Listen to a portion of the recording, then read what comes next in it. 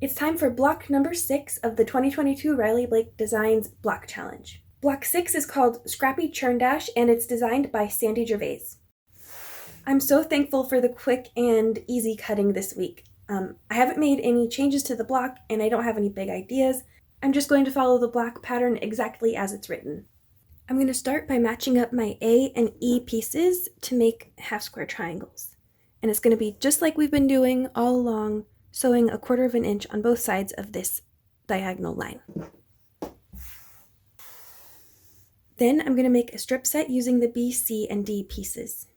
I'm going to start by sewing B to C, and then before I press or do anything else, I'm going to sew the D piece to the other side of C. So I'll take these pieces to my sewing machine and I can get started.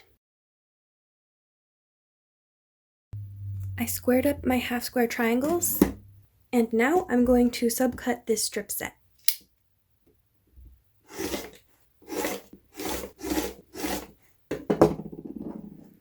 Got just a little tiny bit left over. Next, I'm going to take my F piece and match it up with my strip set, and I'll take it to the machine and sew.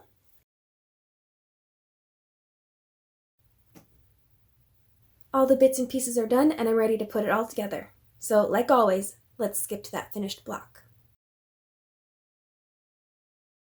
This is a great block. It worked up so quickly. And I'm not usually a fan of Churn Dash blocks, but I love this variation.